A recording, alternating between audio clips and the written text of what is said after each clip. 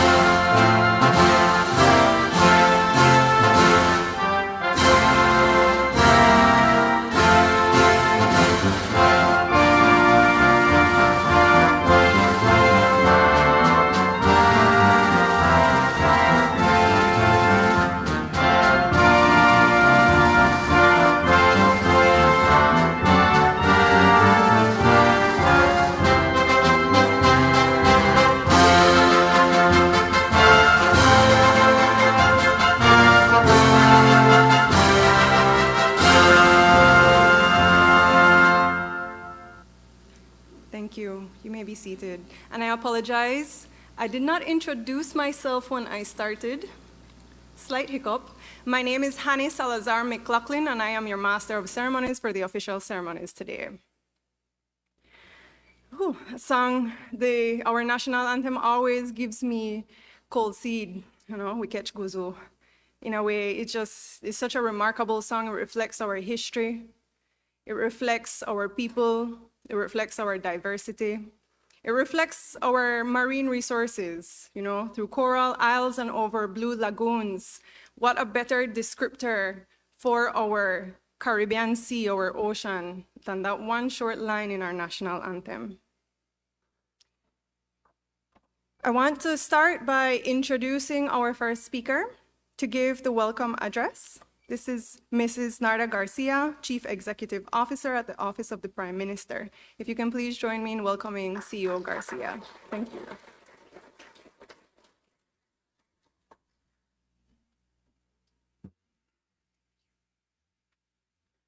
Good morning. Honorable John Braceno, Prime Minister of Belize and Minister of Finance, Investment and Economic Development. Honorable Andre Perez, Minister of Pre-Economy and Civil Aviation. CEO, good morning. Members of the Diplomatic Corps, representatives of the Nature Conservancy, other government officials, partners, stakeholders, ladies and gentlemen. Good morning again and welcome. Today we gather to witness the official launch of the marine spatial planning process for Belize's ocean space. It is especially important since it also marks the government's delivery of the third milestone under the Blue Bond Agreement. The Office of the Prime Minister congratulates its partners and government institutions for mainstreaming the commitments made under this innovative and creative agreement, which not only allowed for the restructuring of our national debt, but also created the mechanisms for much-needed financial inflows to support marine conservation and effective management of these. The Blue Bond, in effect, builds on and moves forward Belize's national development trajectory to ensure the wise use of its natural capital to support economic development, energy independence, food security, and improve well-being of all Belizeans. We look forward to leveraging the success of this Blue Bond Agreement in further strengthening our investment framework for a blue-green economy and employing tools like the Marine Spatial Plan to ensure that we can implement such frameworks successfully. Earlier this year, the government launched two very important policies to stimulate economic growth and encourage both local and foreign investment with the ultimate goal of job creation and improving the lives of all Belizeans. The National Investment Policy and Strategy known as NIPS and the MSME Policy and Strategy. These two critical strategies/policies are aligned and are in consonance with what we are launching today, and will also partner with the government in programs undertaking to develop an industrial strategy with green and blue industrial policies. The objective of this is to have a green and blue industrial policy and strategy that will support the transition to economic structures that balance environmental sustainability, competitive advantages, and wealth creation to help catalyze development in a sustainable way. In achieving this, Belize will be able to further increase economic growth, protect the environment, and reduce the poverty rate. The government's goal is to transform Belize into a green and blue country. Blue and green economies are increasingly accepted as key drivers in tackling climate change, poverty, pollution, health, and many other critical goals to achieve sustainable development goals in Belize. Belize is taking advantage of the opportunity to forge a green and blue industrial policy to promote productivity and competitiveness by increasing resource efficiency and growing the economy through industrialization, but in an environmentally sustainable way. The realignment of Belize's development approach from a conventional open economy to a green and blue economy includes various desires, including conservation of water and other resources, switching from fossil fuel usage to renewable energy, compliance with environmental requirements, pollution prevention, and responsible consumption of blue and green resources. Belize, as one of the early implementers of a green and blue industrial policy, will likely enjoy significant benefits in the form of financing and support from the international community. By acting quickly to forge a green and blue future, Belize will be a leader in the development race by incorporating new green and blue technologies to drive national competitiveness and economic growth.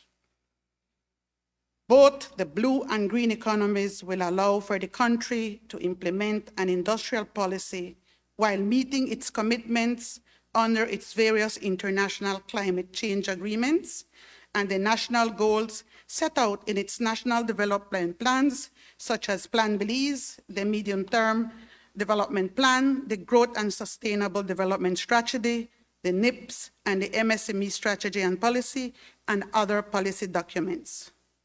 Finally, I would like to take this opportunity to highlight the strategic partnership with Nature Conservancy, which is a stellar example of the types of cooperation that is essential to assist countries in not only their economic recovery, but also to meet their ambitions as it relates to the sustainable use and conservation of our natural assets. Belize has long been seen a nation with its natural resources central to its development and citizens' well-being.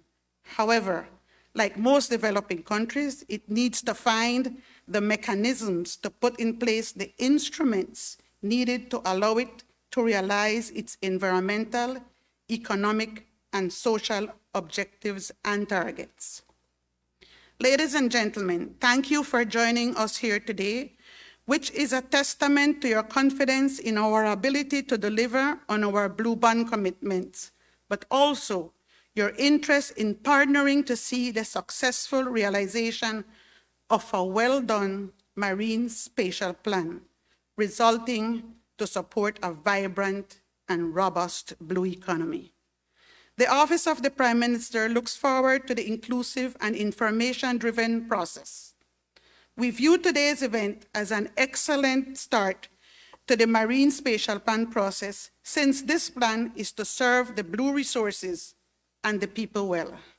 We look forward to a healthy national economy that has rightly positioned its natural capital as being central to its development.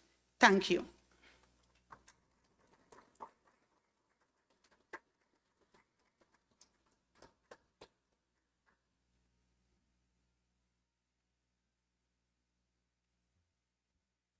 I think we can do better in that. I'm telling the CEO, thank you.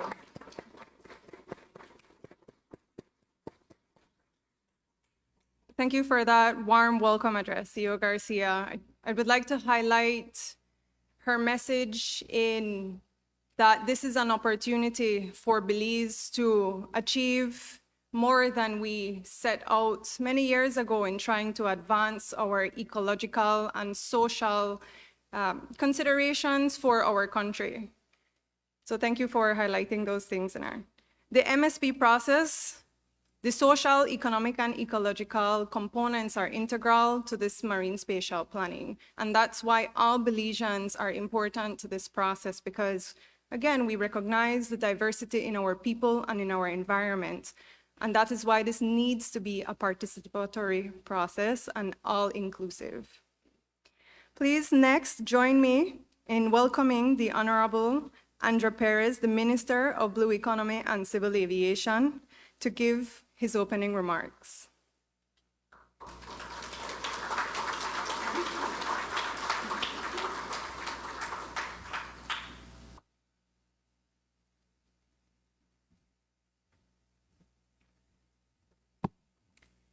Good morning. Thank you, Misters of Ceremonies, Prime Minister, our CEOs, Ambassador David Chin, all other members of the Diplomatic Corps, the CEOs, members of NGOs, and of course, I must acknowledge as well the great staff, the people who work in the Ministry of the Blue Economy and Civil Aviation, the Special and Fisheries Department, as well as from the CZMAI, and everyone else. Friends, thank you very much. A pleasant good morning to everyone. It is always a good day when we come together to celebrate the start of another important process in our country's development. Our Belize, a small island developing state on the isthmus of Central America and the Caribbean, we are well aware of our cultural and economic dependence on our ocean resources. So for this reason, developing sound management practices and policies to enhance growth and economic development, as well as protect our environment and cultural heritage, is of great importance to our people. Though a small and young nation, Belize is recognized globally for taking bold strides in maintaining healthy ecosystems and balancing demands for development and economic growth. This is especially true as we prepare to officially launch the country's first ever national blue economy development policy and strategy, as well as our 5-year maritime economy plan. So today, we again make history as a global leader, as together we launch the Belize Marine Spatial Planning process, which serves as that important tool which will guide future policy decisions for our blue space and resources.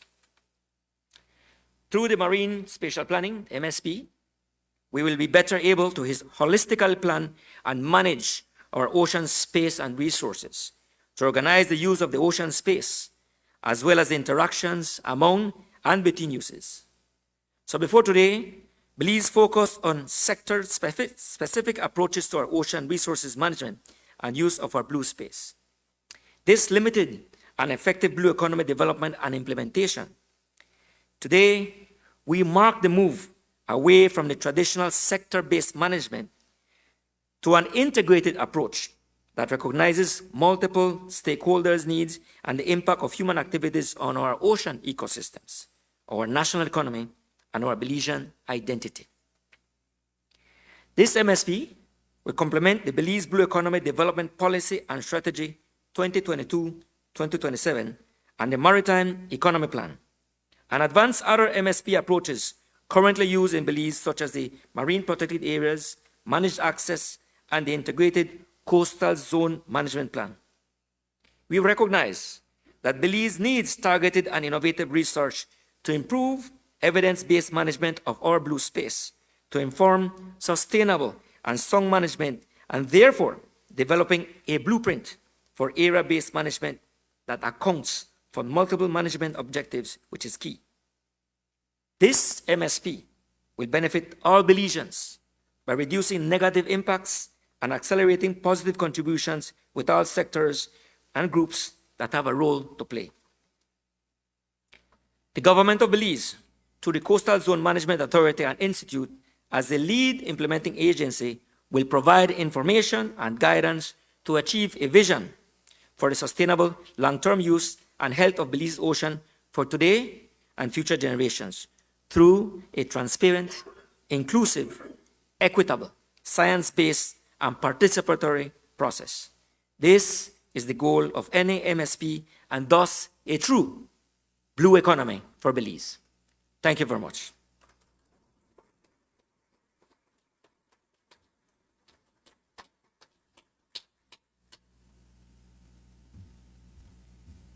Again, we can do better than that.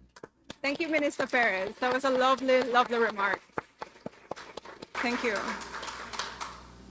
I think we are getting the vibe of this whole MSP going, you know, the element of how important this is for our country, for advancing our economic development, for our reliance on just our Belizean identity and how wrapped we are into our environment. This MSP will make sure, again, through everyone's help, our Belizeans' help, and our global partners, to make sure that we do this right and that we do this for our people. Next, please allow me to welcome Ms. Julie Robinson, the Belize Program Director for the Nature Conservancy, who will be giving her special remarks.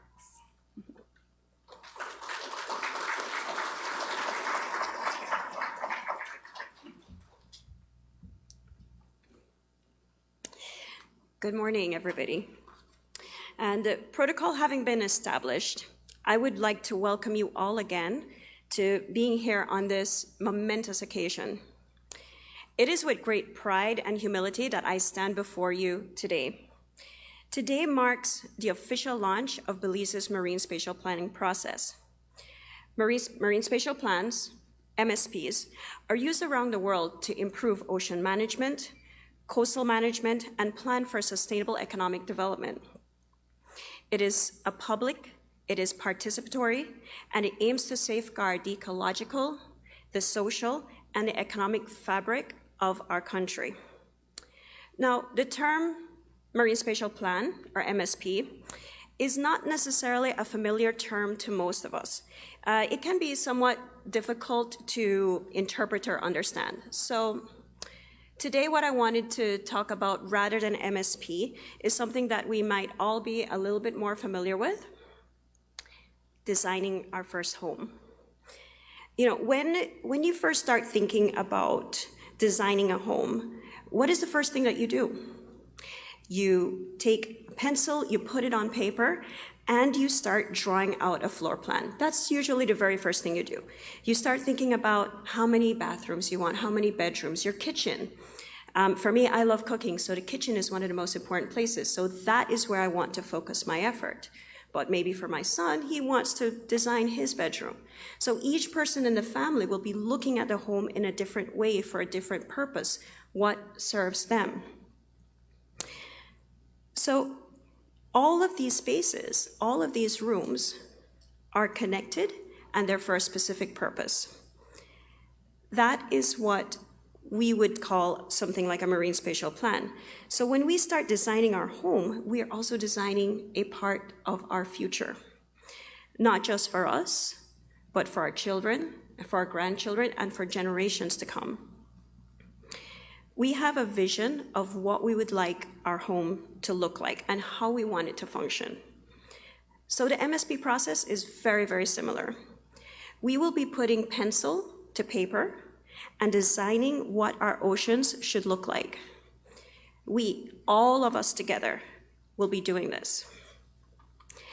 You know, I look around the room today and I see many familiar faces.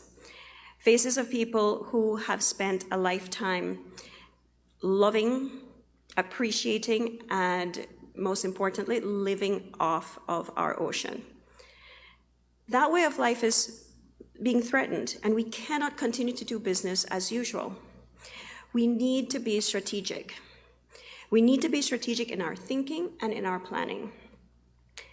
How do we grow our economy, maintain our cultural traditions, and protect our marine resources that support our livelihoods? The MSP process will help us to ensure that our oceans continue to support us long into the future. So today, I ask all of you, those of you who are in the room today, those of you who are streaming online, watching this event live, I'm asking each and every single one of you to be a part of this process. Tell your friends, tell your family, tell your fellow tour guides, your fellow fishers. Encourage them to help us design our oceans, because we can't do this without you. So, I mentioned earlier that I was proud to be addressing you today. That's because as a country, we have always been trailblazers. We have been leading the way and showing the world how to better manage our natural resources. As you all know, in November of last year, we closed on the largest debt restructure that the world has ever seen. That is something for us to be so proud of. That debt restructure led to the Blue Bonds Agreement, which is what has led us here today with the launch of the MSP process. As the Nature Conservancy, we will continue to engage and support all the stakeholders here, all the stakeholders throughout the country, who want to be a part and sit and have a seat at this planning table to help us design our future. We'll continue to support the country and facilitate this process, and help to provide the latest scientific knowledge, help to bring the most relevant tools, and help to make this a state-of-the-art marine spatial plan. Again, this will be serving as a model for the rest of the world. And finally, the TNC, our country program comprises of just talented, experienced Belizeans, and I see many of you here today. That makes me feel so wonderful. And these are the people that will be working with you, with the stakeholders, to develop an equitable plan that meets both Belize's conservation and development needs.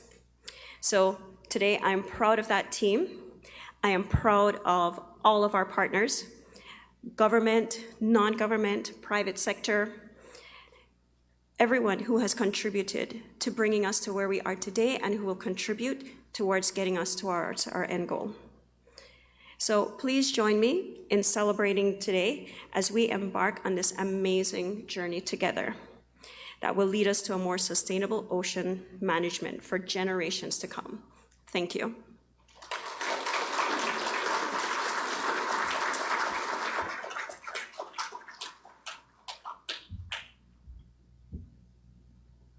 You know I'm going to do it again. Thank you, Ms. Julie. Thank you very much for your... And thank you so much for making that analogy so comparable, so relatable. Like yes, we all know, perhaps some of us are not individual homeowners as yet, but we've seen our parents do it. We've seen our grandparents do it. So planning, while we don't, or we might not necessarily think in the moment that this will be for the next 10 to 50, 100 years. Planning is important. Thank you, Ms. Julie. Now, in addition to this very special event, we'd like to highlight that, again, this is a significant tool, process, activity for Belize. Please welcome the Prime Minister of Belize, the Honorable John Briceño, to give us his keynote address.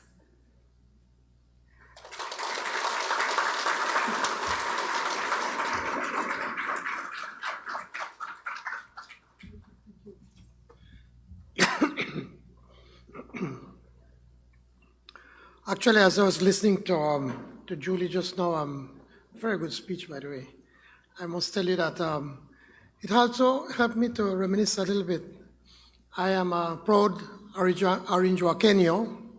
We don't have the sea, so I did not grow up about knowing anything about the sea. And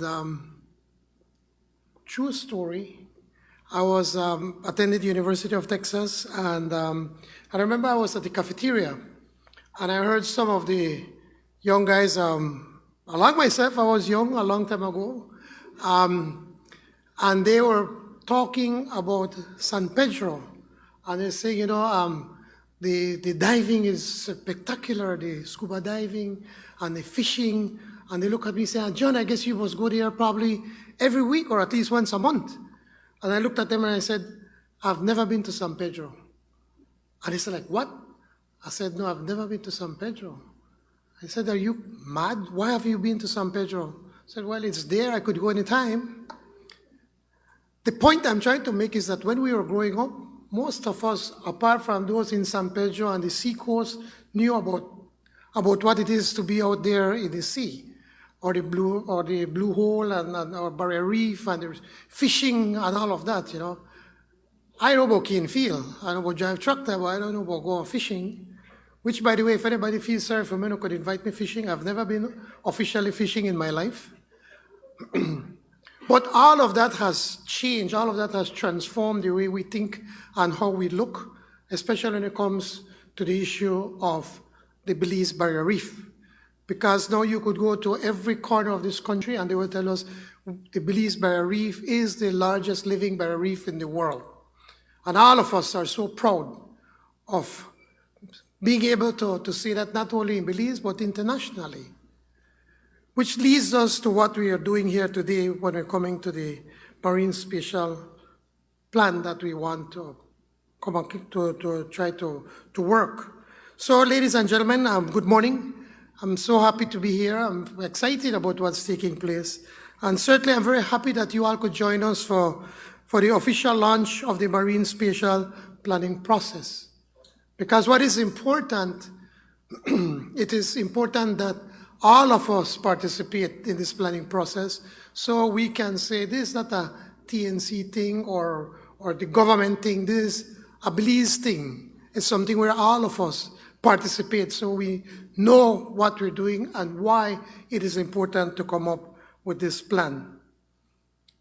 This is the third milestone we are delivering upon under the Blue Bond, and it signals my government's commitment to ensuring the wise use of the blue natural capital for the benefit of all of us.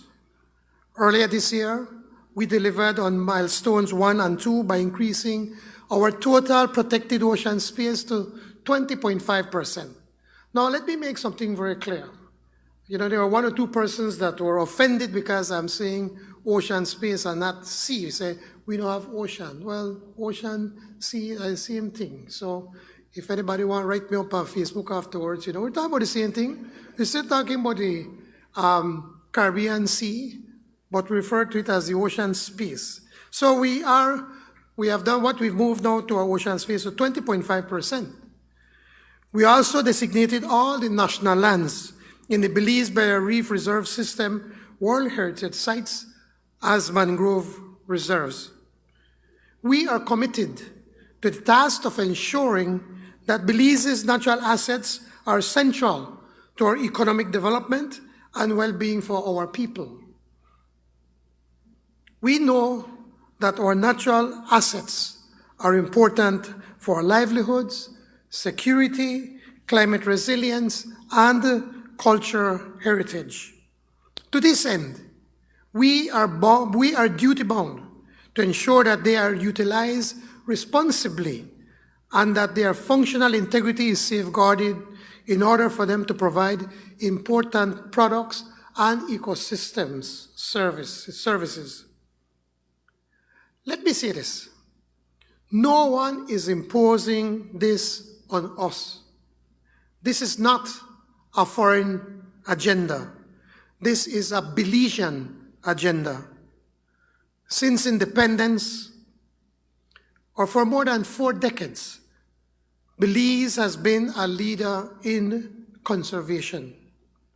In those 4 decades, we have co-designed processes with community actors, with NGOs and industry to develop policies, construct a legislative framework, and utilize domestic funds to support a nationwide network of protected areas.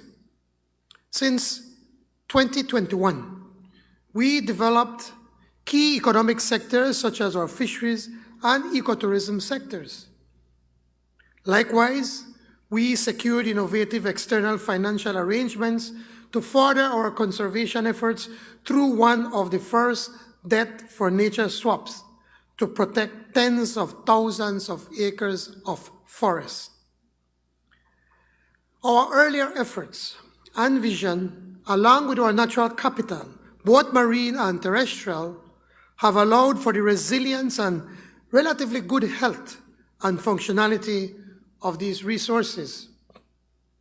Indeed, we are well aware that despite our early efforts, our natural capital must survive present-day pressures and stresses. My government has re-envisioned Belize's natural capital to a lever to progress our economy, our countries, and our people's resilience and development. We have taken more aggressive efforts to sustainably manage our natural resources because, simply put, we have no choice. To date,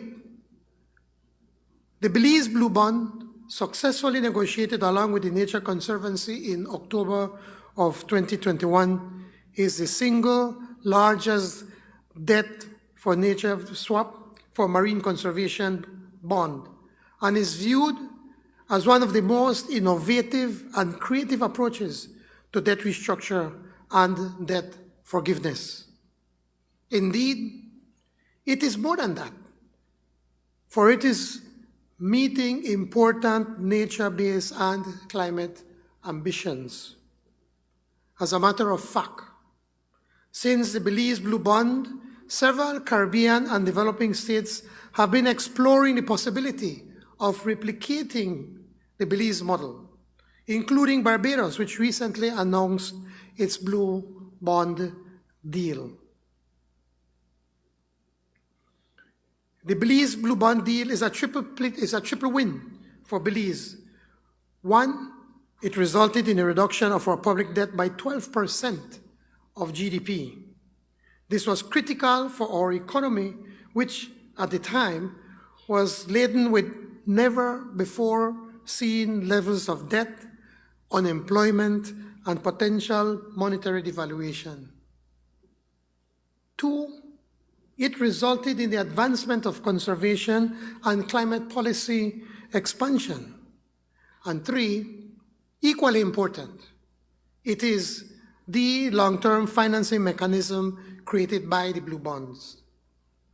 This will bolster the conservation and management regime of Belize's blue resources to meet national and international targets and ambitions.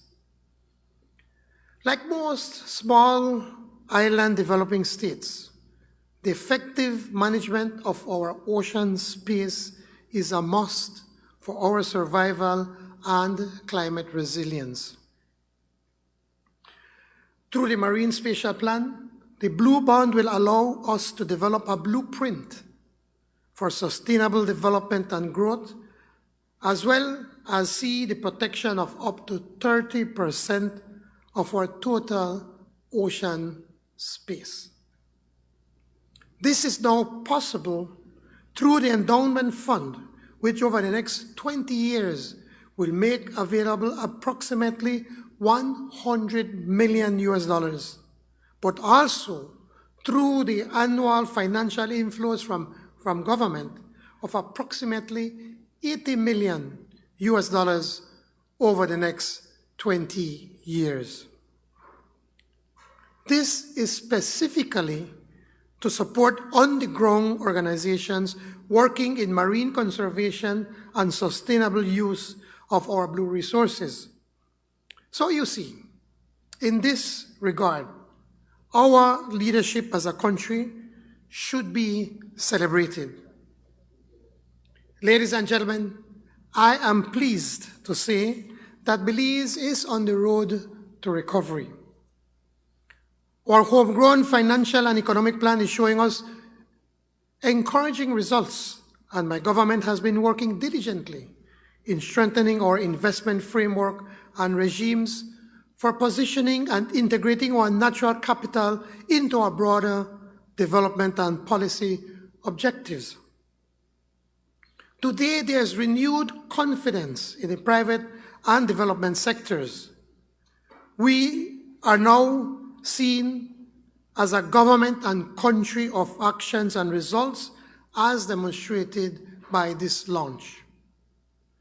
This confidence is allowing us to seek even more finance permanence for conservation and effective management of our marine and coastal resources.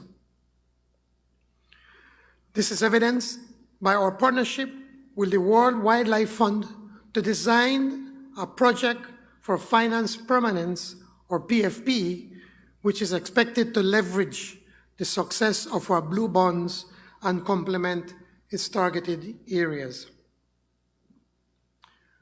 Today's milestone is envisioned as being central to ensuring that the rationalization of our blue space and its associated resources are inclusive and structured to support the successful development of our blue economy.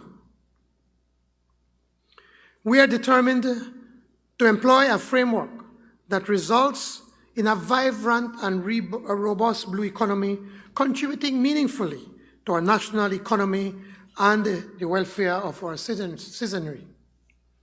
What cannot be compromised, however, are those social and environmental considerations that will safeguard our environment and be equitable. The Marine Spatial Plan must balance development with maintaining healthy marine spaces. And so today, I thank you for celebrating with us. More so, thank you for demonstrating your support and for remaining with us in the transformation of our economy. Together, we will advance the work towards a low-emissions, climate-resilient, and nature-based development pathway. A pathway that since November 2020 has introduced public sector reforms, prioritized climate-resilient infrastructure development, undertaken ambitious targets to further reduce our already negligible emissions, and put in place effective adaptive measures. In keeping with our commitments made in our Plan Belize manifesto, we are diversifying our productive sectors, promoting climate-smart approaches, and strengthening our blue economy. At the same time, we are upgrading our digital infrastructure and reimagining education for the future. We're scaling up investments in health and social protection systems and improving crisis response and preparedness. And yes, we are moving towards energy independence and security through the utilization of our renewable energy resources. Yes, we are building a Belize that works for everyone. Hoy, nuestro gobierno, como se discute en las conferencias de la CEPAL, y más importante aún, como dicta nuestra realidad, está promoviendo la importancia de entender el desafío de la desigualdad en nuestro país. A la vez, estamos impulsando la idea que el gran impulso ambiental, como el eje articulador de una nueva estrategia de política pública, se lleva al desarrollo sostenible. También hemos reconocido que identificar el rol de las políticas climáticas generan este gran impulso ambiental que nos permite recuperar el crecimiento económico con la igualdad, aumentar la capacidad de adaptación frente al cambio climático y descarbonizar nuestras económicas. Muchísimas gracias. Thank you, God bless you, and God bless Belize.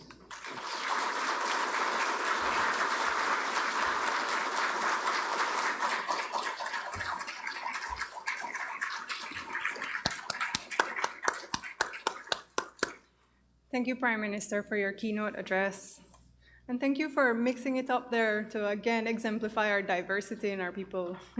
We know at this point in time, yes, we are an English-speaking country, but many of us, actually a great majority of Belizeans are now, rather fluent in Belize, or as we call it, we Spanglish, or Spanglishiol. I need to ask Prime Minister and Miss Julie to please join me once again on the stage. We've gotten quite excited in our society, and probably because of social media, for things like reveals. They get quite popular now, when families want to do the gender reveal for their children, or a name reveal, or any kind of reveal. We celebrate these things now. So what better way today than to also do a name reveal? Now, you may or may not know that there was a voting process on the online platform with our partners where names were presented for the public to vote for the Marine Spatial Planning process for Belize.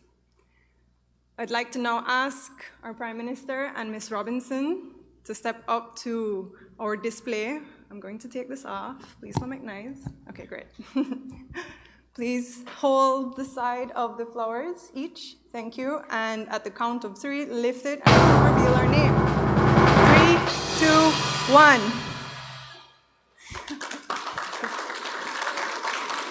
Thank you very much. Mira que wow. The Belize Sustainable Ocean Plan.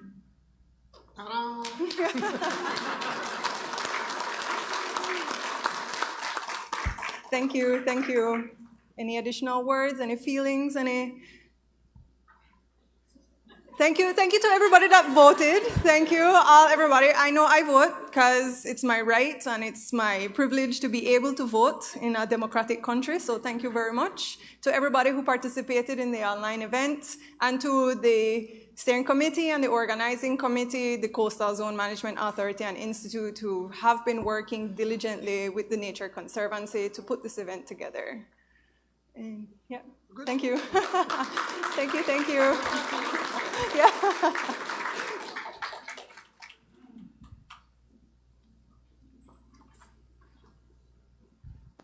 Put this back, don't make noise.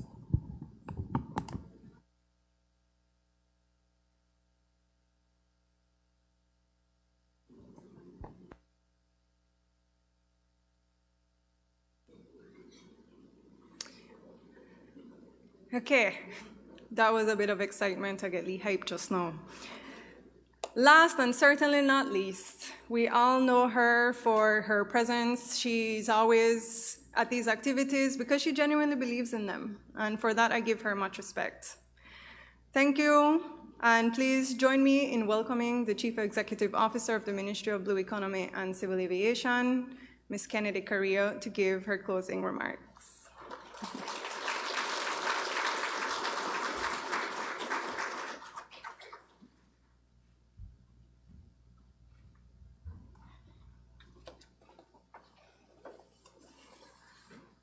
Prime Minister, or in Jaquenio like myself, we know about the New River, we don't know about the sea.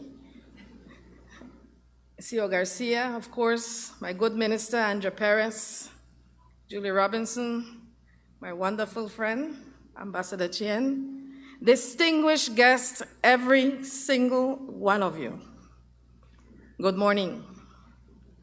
Closing remarks are very tricky because you run the chance that by the time it's your turn, everything that was on your speech, prepared speech, has already been said. But being the positive person that I am, I will also say that it gives you the opportunity to truly emphasize those takeaways that we want you to leave with from this very important occasion. Because indeed, it's a very good morning when so many important partners come together in one space, what I call the starting line for such an important Blue Initiative. This Blue Initiative, aptly coined first the Marine Spatial Plan, but now our Belize Sustainable Ocean Plan. I hope I got it right, because it was a secret and I didn't know what it was going to be when I wrote it, is without a doubt an integral part of our country's goals to ensure that our vast blue space and resources will be used responsibly, and I highlight the word responsibly, for the greater good of the socioeconomic development and growth of this country we love. It is the most essential opportunity we have to guarantee that everyone, every single Belizean, will be able to benefit from our ocean resources. This blueprint, and I highlight blue, pun intended, will not only be a check mark on a checklist of commitments met as a part of the now famous Blue Bonds Agreement. It will be the single most important accomplishment, bringing together all sectors and all stakeholders under an important partnership which will clearly define responsibilities as well as boundaries, what we can and cannot do with this wealth untold we have been blessed with.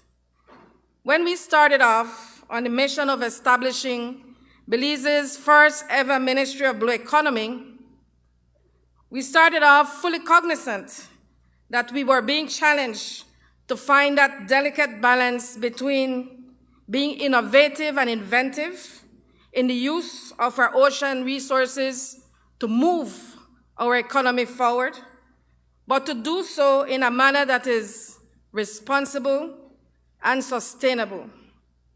The first step we took was the establishment of a multi-sectoral advisory body to guide the development of a blue economy policy and strategy.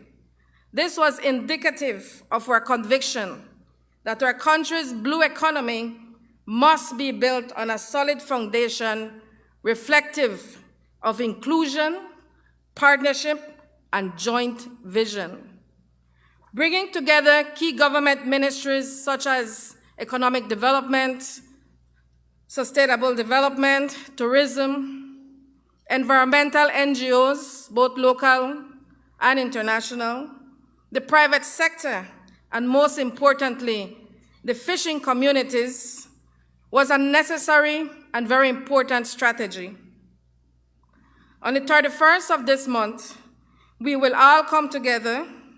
If you're not invited, as yes, you're invited, on the island of San Pedro to launch our country's first ever National Blue Economy Development Policy and Strategy, as well as the first ever 5-year maritime economy plan. We acknowledge the visionary leadership of our Prime Minister and the government of Belize. We acknowledge the leadership, the stalwart leadership of the Minister of Blue Economy that has really, under his watch, we have been able to accomplish this massive undertaking in less than 24 months in taking office. I commend you for that, Minister, and I continue to be that companion of yours on this very important journey.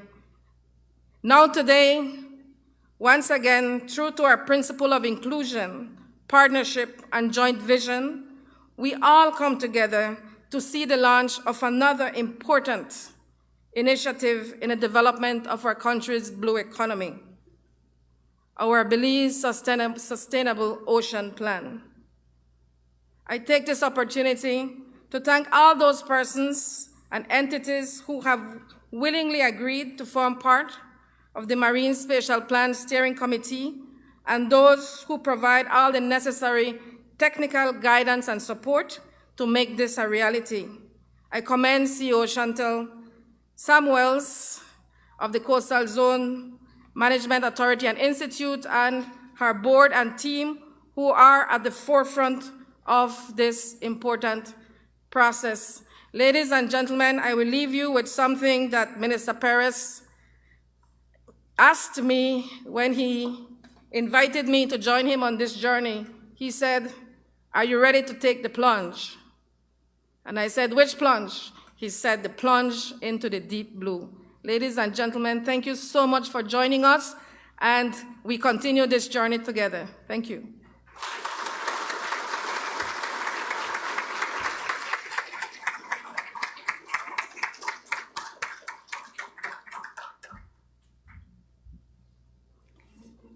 Thank you again, CEO Carrillo. Please, another round of applause for the CEO for her closing remarks. You did very well. Thank you. Your concerns about what was expressed, not covered, as usual, very emotive and always touching to all of us who listen to you speak. So thank you. That brings us to the end of our official ceremonies. Thank you again for being with us this morning. To everybody online, thank you so much for taking the time and the effort to join us on this momentous historic occasion. What we'll have now is just a short 15-minute break, and then we will return in 15 minutes to recommence the information session. So please stay with us. There's coffee, tea, some snacks in the back. Please fill in your tummies. Get ready for the next section of this event. So thank you again.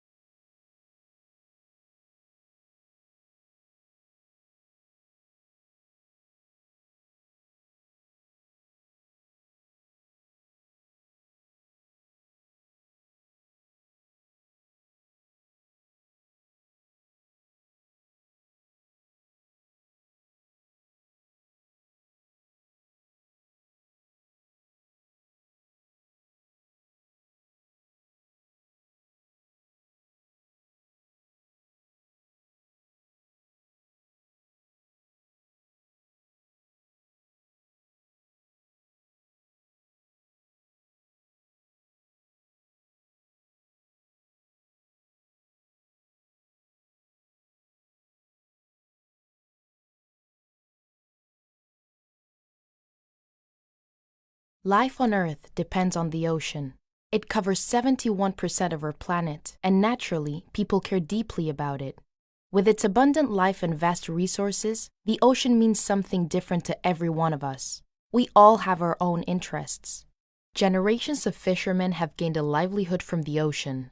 Conservationists are committed to protecting it, while a container ship captain needs deep water and direct access to the port via the shortest route. Time is money. So where do our priorities lie when a marine area is home to wildlife, fishing, and shipping at the same time? And what if the situation is complicated by minerals the mining industry wants to extract? Or if an investor plans to build a wind farm? The responsible planner, typically a government official, faces many challenges in dealing with all these demands. Exactly how do you satisfy all these people and their interests? How do you balance using and protecting the same ocean space? Marine spatial planning, MSP for short, is a relatively new way of managing human activities that take place in the ocean. It's a long-term and strategic process that guides where, when, and how human uses take place. This can be useful where there are opportunities for new uses or where activities impact on nature. MSP can help to balance competing interests, making sure society benefits while protecting the marine environment. So how do we get started? Firstly, MSP is best carried out by a mandated planning group with a strong shared vision and clear goals regarding what needs to be achieved.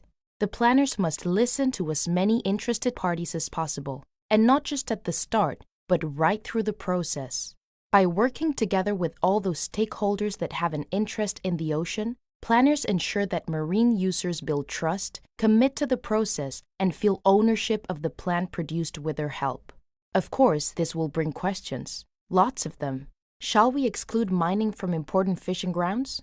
Shall we reroute the shipping lanes to make space for marine wildlife? Can we have tourism and conservation at the same time in the same location? MSP begins with an analysis of the current situation. Which locations have the highest natural value? Who is using the planning area? What are the government priorities for the ocean and its use? By drawing together as much data and information as we can on everything from fishing grounds to shipping lanes, from important natural habitats to oil and gas fields, we can map the details to understand some of the key issues that the plan must address. Next, MSP identifies where conflicts and synergies may lie, which activities can be easily combined, which are mutually exclusive. Options for the future are also considered. What trends do we expect in different industries? Deep-sea mining operations might look to expand, but what if newly discovered mineral deposits extend into nature conservation and tourism areas? This puts us in a position to develop alternatives and decide on the preferred spatial option. This might involve trade-offs between interests. Reaching a compromise will require negotiation, but this can only be successful if the stakeholders are at the table and can be heard. Once spatial solutions that best accommodate everyone's needs and meet the plan's objectives have been agreed, it's time to set out actions that will ensure the plan's success. These may include areas or policies which prioritize certain uses, such as mining or wind farms, or rerouting shipping lanes to give more space to whales. Such management actions should be developed with input from all marine users and interest groups to help ensure that the plan is supported by as many stakeholders as possible. Once the plan is agreed and adopted, it must be implemented. From this day on, it will guide all marine users where, when, and how their activities occur in ocean space. Finally, MSP is an ongoing process. It involves regular monitoring, evaluation, and revision. Is it achieving what it's supposed to? What do we need to do better next time? What further information do we need? Naturally, things change. The climate, investor interests, politicians, and their priorities. So the plan will need to be adapted over time. If done well, a marine spatial plan will support not just today's livelihoods, but those of future generations. For that very good reason, it's no surprise that MSP is now spreading across the world's seas and oceans.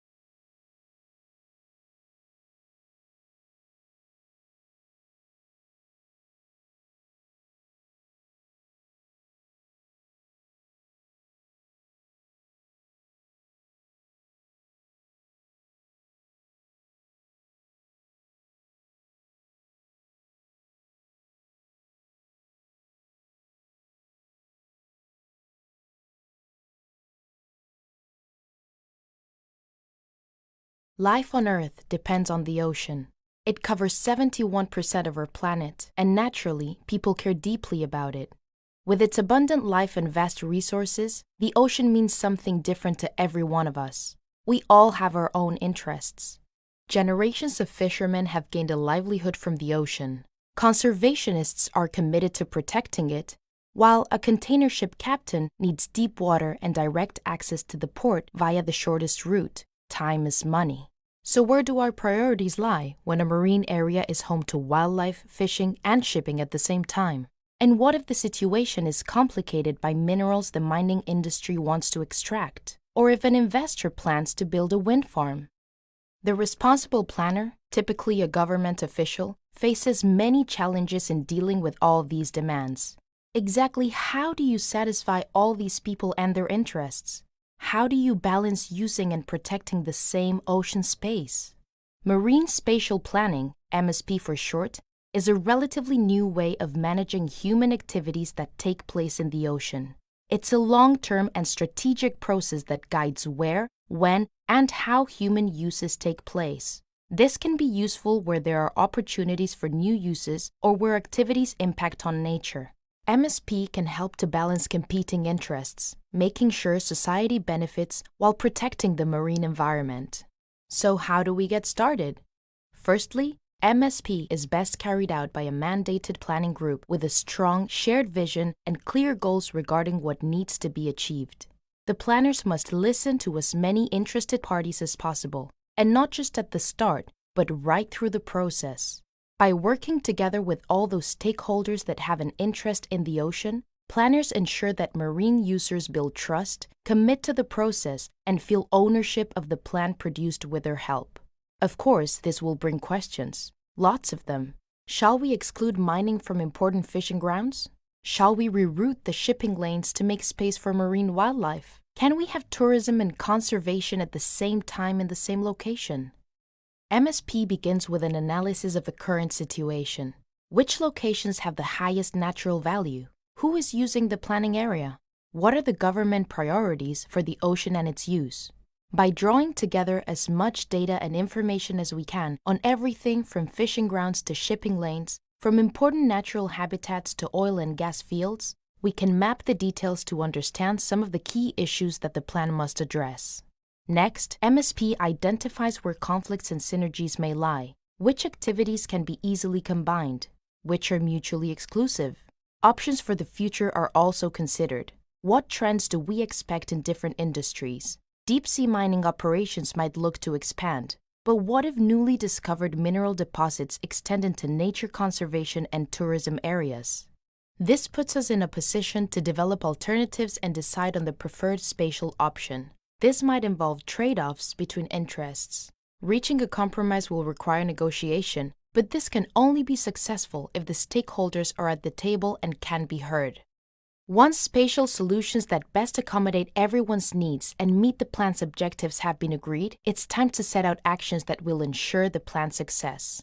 These may include areas or policies which prioritize certain uses, such as mining or wind farms, or rerouting shipping lanes to give more space to whales. Such management actions should be developed with input from all marine users and interest groups to help ensure that the plan is supported by as many stakeholders as possible. Once the plan is agreed and adopted, it must be implemented. From this day on, it will guide all marine users where, when, and how their activities occur in ocean space. Finally, MSP is an ongoing process. It involves regular monitoring, evaluation, and revision. Is it achieving what it's supposed to? What do we need to do better next time? What further information do we need?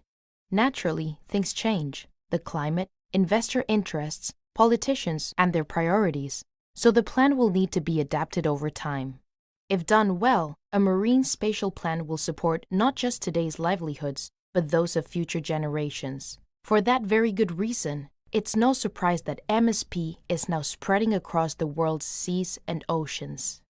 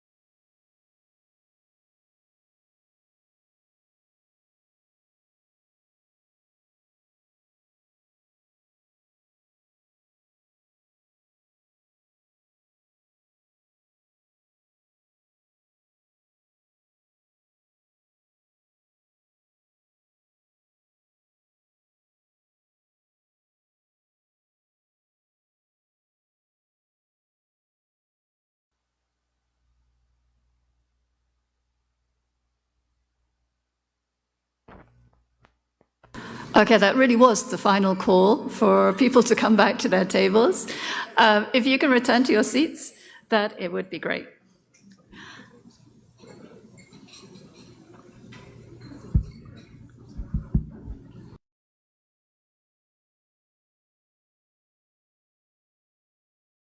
So good morning. For those who don't know me, my name is Zoe Walker, and I'm very pleased to join you today to moderate this information session on the marine spatial planning process. I would like to start by introducing our panel of presenters for the morning.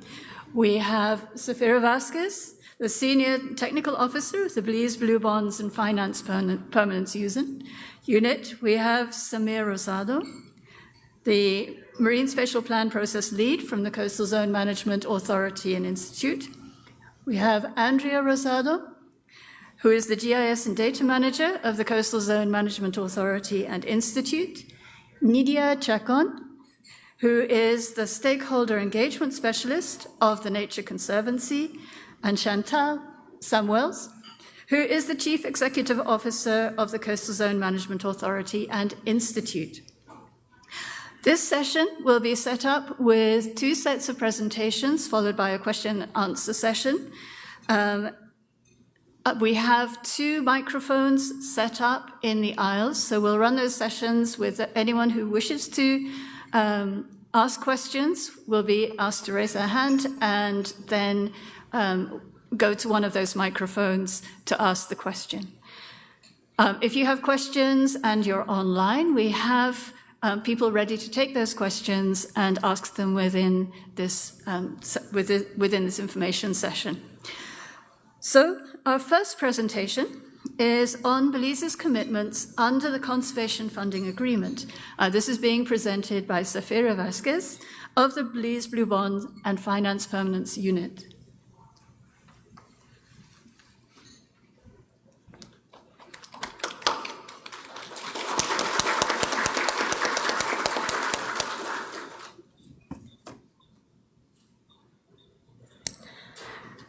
Hi, good morning, everyone.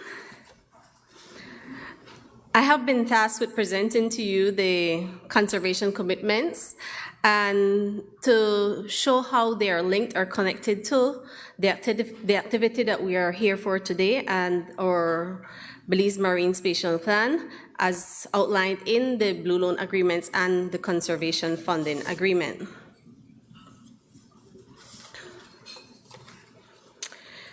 In order to do this, I will present to you the conservation milestones, the conservation commitments, and then I will highlight the specific marine spatial plan milestones and timelines so that you can visually see the expectations of the Blue Loan Agreement and the Conservation Funding Agreement as it relates to this marine spatial planning process. Our conservation milestones. Okay, so we have a set of conservation milestones. In total, we have 8 conservation milestones, and these conservation milestones are all time-bound, okay? And failure to meet these conservation milestones at the specific time, as outlined in the agreement, will have some legal implications on us as a country. I will now proceed to go ahead and list what these conservation milestones are. The first milestone is in line with a commitment made by the government in April 2019, which is the expansion of our biodiversity protection zone. So the first commitment states that we are supposed to increase our biodiversity protection zone by having 11.6% of high biodiversity protection zone.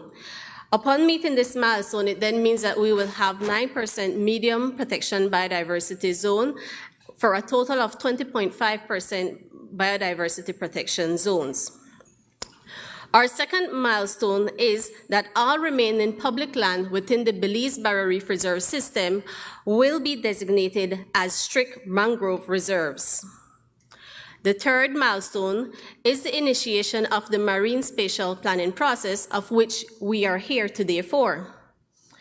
Our fourth milestone is a further expansion of our biodiversity protection zone by an increase of 4.5% for a total of 25% in biodiversity protection zone. And then our fifth milestone is for us to, the government is to sign into law the the Coastal Zone Management Act and the Integrated Coastal Zone Management Plan. Our sixth milestone is for us to then increase our biodiversity protection zone by 5% for a total of 30% biodiversity protection zone, or the percentage that is stated within our marine spatial plan. It is also for the implementation of our marine spatial plan. So our sixth milestone has two folds. Our seventh milestone is for us to have at least 3 of our marine protected areas listed as a IUCN Green List area. And our eighth milestone is for the management of, is for approved management plans for the biodiversity protection zones, which will be listed from our sixth milestone. Once we have achieved all 8 milestones in 2029, then we will not have any legal implications, right? Apart from that, we have some conservation commitments. These are part of what we are also to achieve as a country. The only difference is that these are not time-bound as our milestones are. So we have 7 conservation commitments. The first is for us to complete an independent evaluation of Belize's Managed Access Program. Then we're supposed to develop a watershed management plan for at least 2 major watersheds. We're also supposed to implement regulations for a sustainable aquaculture and mariculture industry. And Belize is to meet or exceed minimum standards for development in our World Heritage Sites in accordance to the convention. We're supposed to do a revision of our environmental impact assessment regulations. We're supposed to implement a governance framework for domestic and high seas fisheries. And we're to develop and implement a national regulatory framework for the development of blue carbon projects.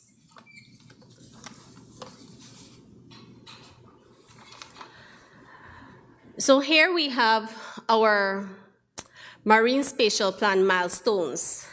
We actually have 5 milestones that are directly related to our marine spatial planning process.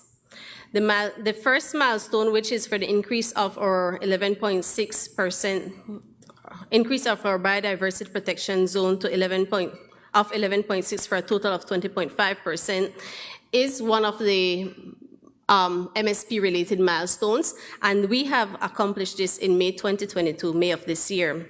Our third milestone, which is today, is the official launch of the MSP process, which had also included some preliminary works prior to us being here today. The first thing we had to do to contribute to the achievement of this milestone is the designation of the lead agency for the marine spatial planning process, which the Coastal Zone Management Authority and Institute was designated by the government of Belize to be this lead agency.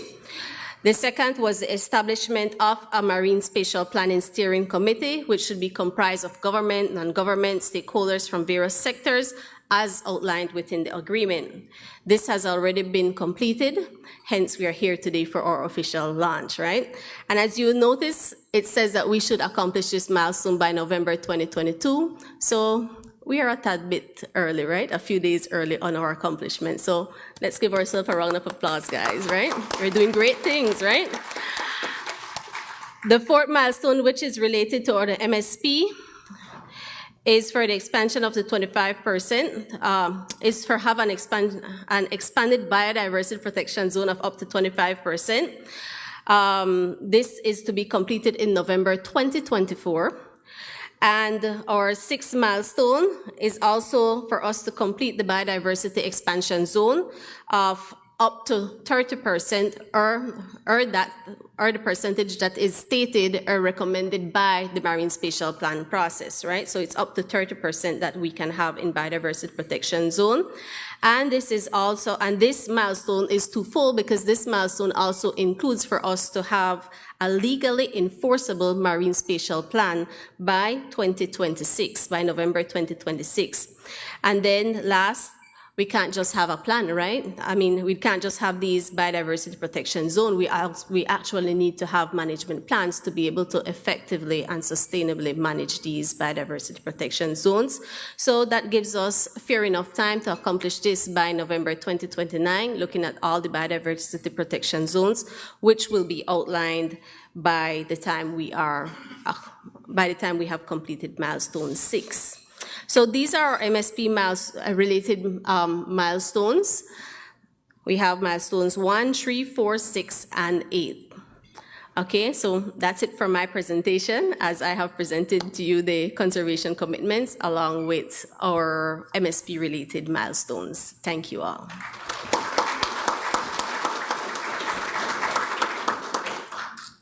Thank you very much indeed. An exciting time for our blue space. Okay, so as we move forward, I was mentioning we're going to have 2 presenters before we go into the question and answer session. Our second presenter is Samir Rosado of the Coastal Zone Management Authority and Institute, and he will be presenting on the marine spatial planning process in Belize and in the Belize context, the vision, goals and objectives and the governance framework. Thank you.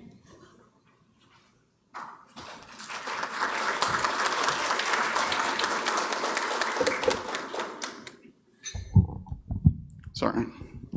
Hi, morning everybody. I'm Samir Asada. I'm the Marine Spatial Planning Process Lead with the Coastal Zone Management Authority and Institute. And as Zoe said, I'll be going through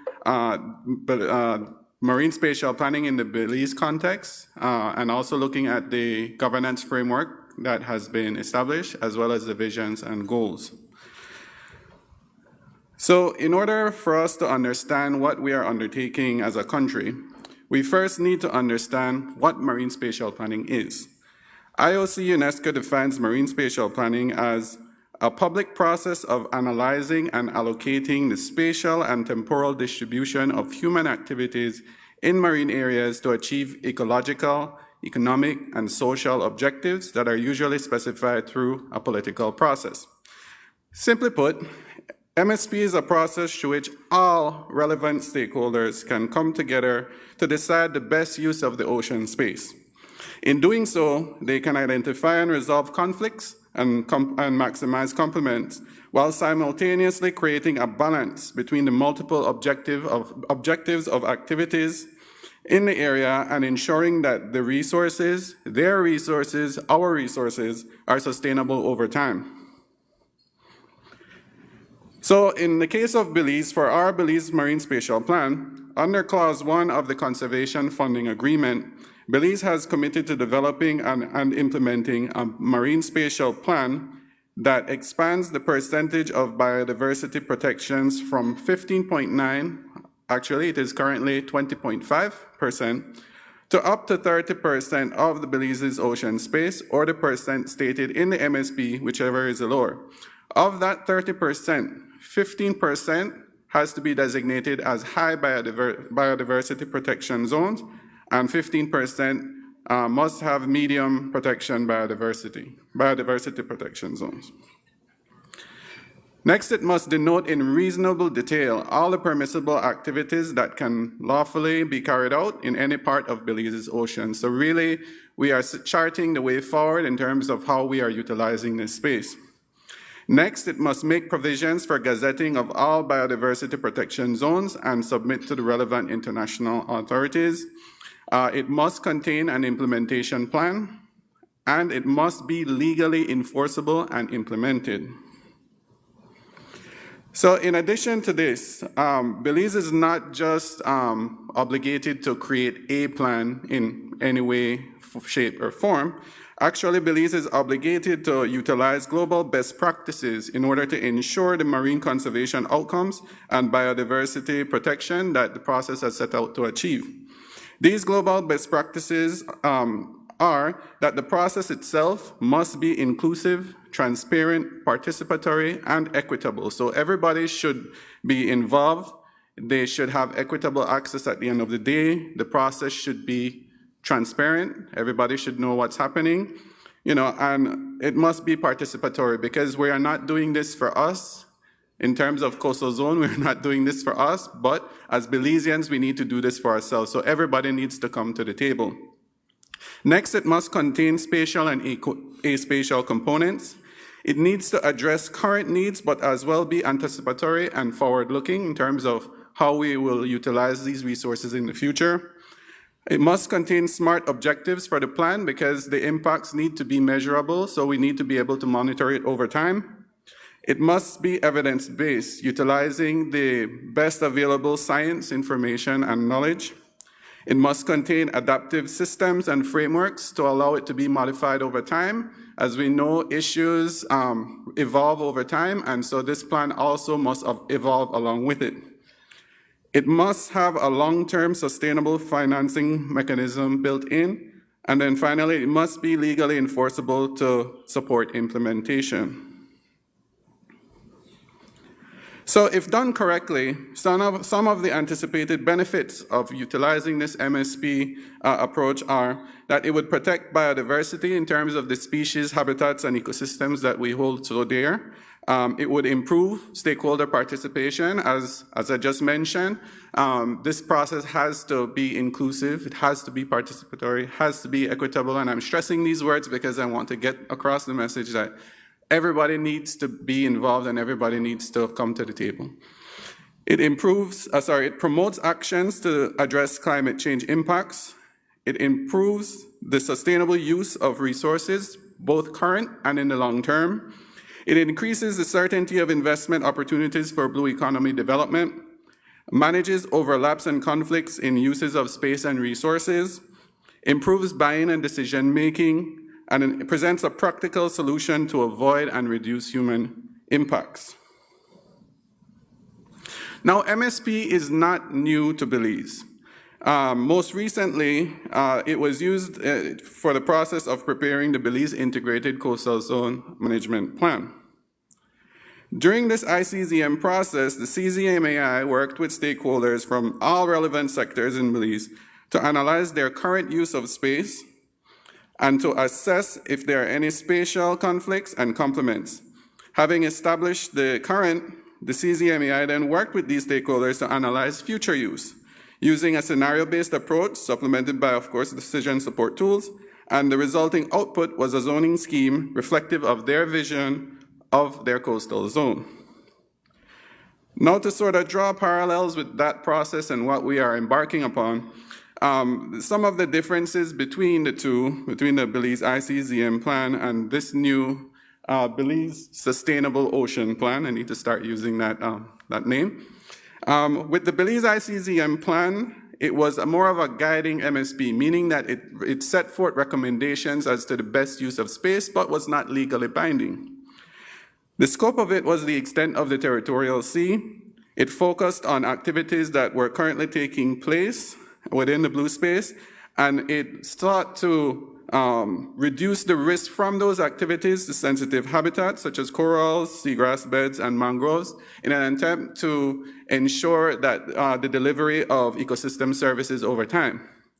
Now, the Belize Sustainable Ocean Plan, it will be a binding MSP, meaning that it will be legally enforceable from its onset. The scope is the extent of the territorial sea and the exclusive economic zone. It considers both current and potential activities that can become a part of a thriving blue economy. And it aims to increase biodiversity protections within our blue space, as well as bolster existing protected areas systems. Now, as you can imagine, sorry, I jumped the gun there. As you can imagine, the preparation of a marine spatial plan for that entire area, for such a large area, would require a lot of inputs to be incorporated from a wide array of stakeholders across various sectors and levels. And as you could imagine, it will be a monumental task. And so, to help manage this, a governance framework was created which outlines the way through which information will be fed into the process, and as well how decisions will be made. So if we're looking at this framework from top to bottom, of course, you start with the executive management level. Representing the government of Belize is the Coastal Zone Management Authority and Institute. We've been designated as a lead agency to drive this process forward. And then we have the executive committee, which is comprised of CEOs from relevant ministries, the Attorney General's office, and the financial secretary. So as you can see, the chair of this committee is the CEO in the office of the Prime Minister. So imagine this, we have a marine-focused plan being seated in the highest office in government. That should signal to you all the commitment that the government has towards this process and what is at stake for this process. So we have the highest level of support to carry us along this journey. Next, we have the development level or the decision-making level. So this represents where the finer day-to-day development of the MSP will occur. Within this level, we have two groups. I will actually start from the bottom and say we have the MSP core team, which is comprised of the Blue Bonds and Finance Permanent Unit, the CZMAI, Fisheries Department, Ministry of Blue Economy and Civil Aviation, and the Nature Conservancy. So this MSP core team will be responsible for the day-to-day, the inner workings, and really driving this process forward. Within this level, we also have the newly formed, and I say relatively newly formed, MSP Steering Committee. This committee is chaired by the CZMAI and contains senior level government officers, non-governmental stakeholders from sectors or areas including fisheries, coastal zone management, tourism, water resources, shipping, environment, finance, academia, and energy. I'm sorry, it's very small on my screen. And so this steering committee really will be responsible for guiding the process going forwards, looking at our outputs. Then we have on either side, I'll start with the public input mechanism, which is just that. We recognize and we keep emphasizing that we are not doing this alone. And so we've set mechanisms for public input to be inserted into the process. And of course, that will be through stakeholder engagement. So this will take place in many forms. We'd have community meetings, consultations, focus groups, forums, open houses, websites, and I mean, more forms could be added as we go along. Then on the right, we have the more technical advisory groups, because as we mentioned, this must be a science or information-driven process. So we've set up we will be setting up technical working groups from the major sectors that are involved in this MSP, which include energy, finance and investment, fisheries and aquaculture, marine and coastal development, marine and coastal ecosystems, maritime administration, and tourism. So, as Safira explained in her presentation, today's event marks the achievement of Milestone 3, which is the initiation of the MSP process. Outside of today's event, another major contributor to us achieving this milestone was, as I mentioned, the establishment of the MSP Steering Committee. The committee will play an integral role in guiding the development process and ensuring that the outputs meet the standards and objectives that Belize has committed to. As a first step in this guiding process, the steering committee, along with the MSP core team, worked together to develop the following vision and goals that charts the path forward for this Belize MSP process. So the vision that was drafted is a healthy, resilient, and equitably shared ocean that supports a thriving national economy and nurtures the culture and well-being of all Belizeans. The overarching goal is to sign into law a marine spatial plan that guides sustainable development and designates up to 30% of Belize's oceans as biodiversity protection zones. Now for the specific goals. First, our process governance goal. This is to design and implement a science-based, data-driven, participatory, equitable, and inclusive MSP process which delivers on Belize's MSP-related commitments under the Blue Loan Agreement and Conservation Funding Agreement in conformance with guiding principles for decision-making. 2, our marine conservation goal is to legally protect up to 30% of Belize's oceans as biodiversity protection zones. Third, Blue Economy goal is to support the sustainable growth and development of Belize's blue economy in alignment with the national legislative policy and planning frameworks. And finally, our equity goal is to ensure fair and equitable access for all Belizeans to benefits derived from marine resources and spaces with respect for traditional, social, environmental, cultural, and economic uses. And with that, I say thank you very much for your attention, and do enjoy the rest of today's information session.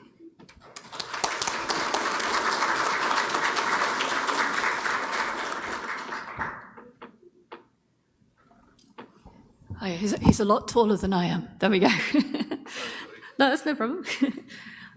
Okay, thank you very much. That was a very clear presentation on the marine spatial planning process. I'm going to see if... There we go. Okay, so we have time for questions. If there are questions from the floor or if there are questions online. If anyone does have a question, though I feel everything has been very clearly explained, but if anyone does have a question, if you can put your hand up or send a message to the online facilitators. Okay, we don't have... Oh, we have one question. Yes, do you want to move to the microphone? And if you can indicate who you're sending the question to. I would like to... Okay, if we can have a hand turning on the microphone. Okay. Yes, good morning. I would just like to address the question to the gentleman. I forgot his name. So it was clear, the presentation was clear, but I just wanted to know what mechanism was set in place to select the steering committee as well as the technical groups, because I haven't heard you mention, I heard you mention experience and we're all inclusive, but I haven't heard you mention having commercial fishermen and those committees. So if you can just explain to us what was the mechanism to set up those groups. Thanks.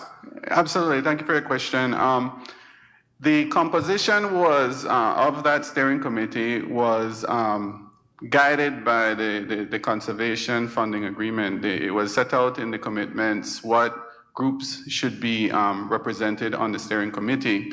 In terms of including commercial fishermen, what we did was the language also asked for us to include non-government members into the steering committee, and so we've actually selected members from the larger fishing community to represent the fisheries sector on the working groups, on the fisheries working group, and that working group chair from those technical working groups will also be on the steering committee. So there is representation from commercial fishers that will feed into the work of the steering committee.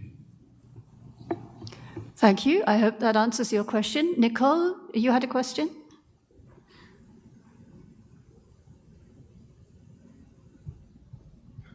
Really good presentations, the two of you. Safir, you're always very thorough, so I'm going to direct my question. You were both thorough, but Samir, I may have missed, is there still going to be the development of an ICZM plan in parallel with the MSP? Yes, as one of the conservation commitments, we have committed to revising that CZM legislation and as well revising the ICZM plan to reflect those changes in the legislation. So yes, we'll be delivering a brand new ICZM plan by 2025. That was going to be my question as well, actually. Thanks for asking that one. Do we have any questions from the online facilitators? We have, okay, if you can head to the mic to ask the questions. Again, if you can indicate who the question is for. Hello, yes, so we do have a question in the live stream from Carolyn Henry. I hope I pronounced that quite right. Her question is, what are the definitions of high and medium biodiversity zones being used in MSP and blue bond agreement? So to repeat, what are the definitions of high and medium biodiversity zones being used in MSP and blue bond agreement? And I guess anyone can, if they would like to answer that question. There's no indication of panelists.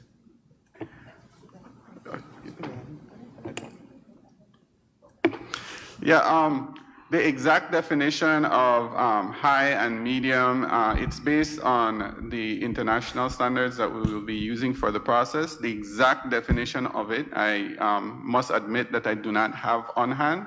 But of course, it is something that it will be made public. It will not be a secret, and we'd be able to, the person would be able to access that as we move along.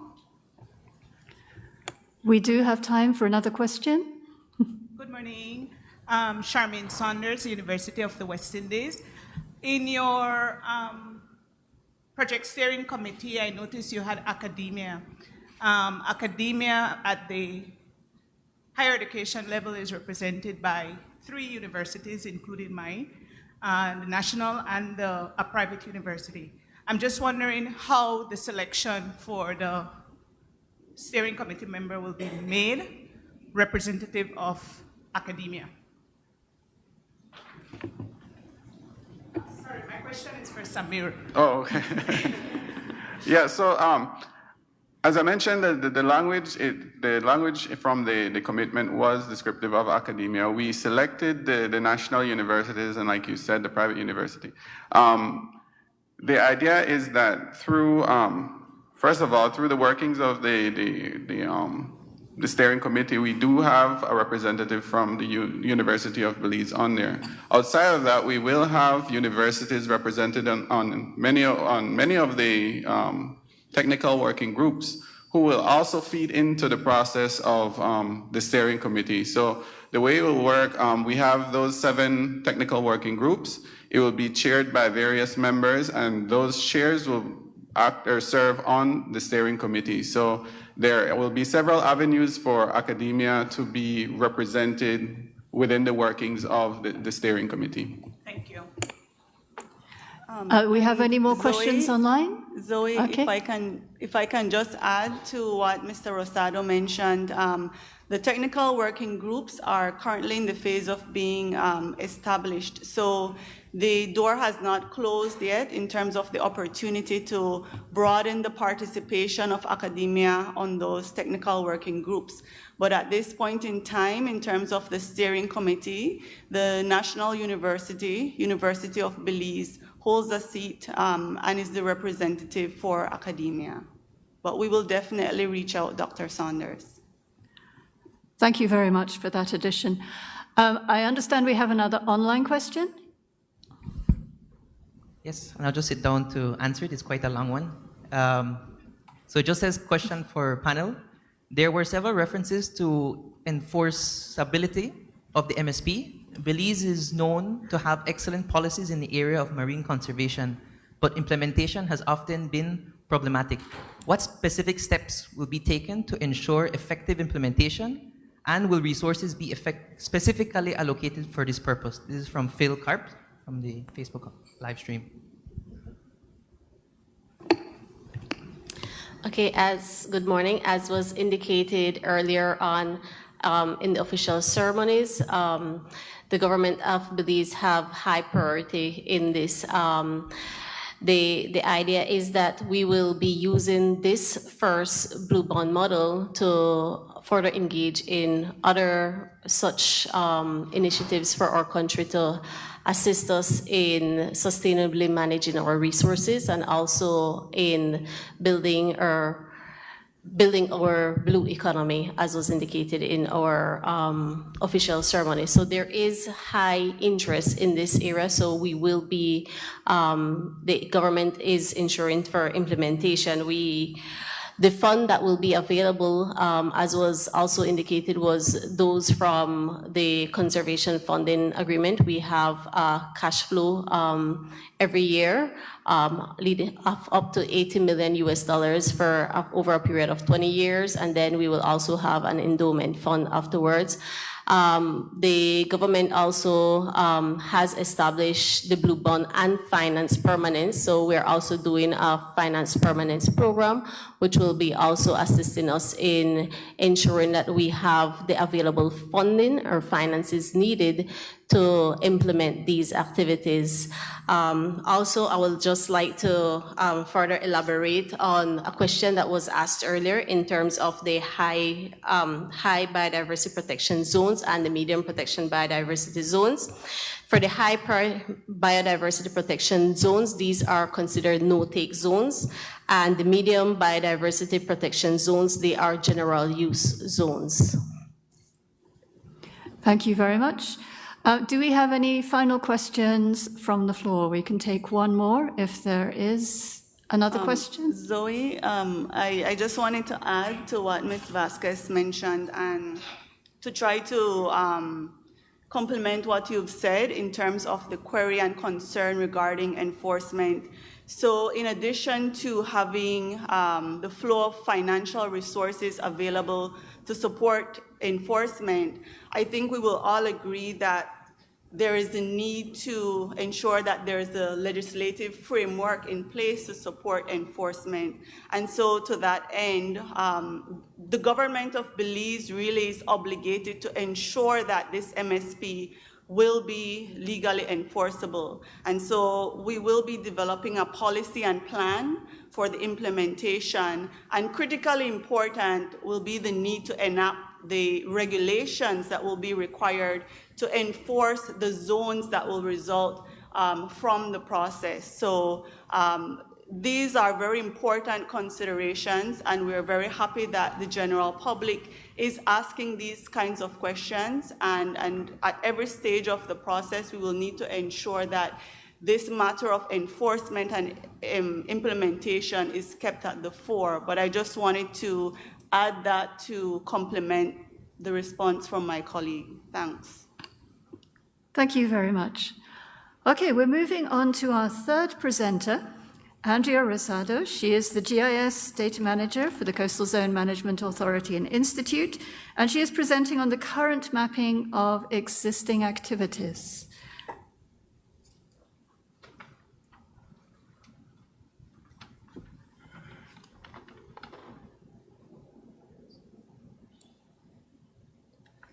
So, good morning, everyone.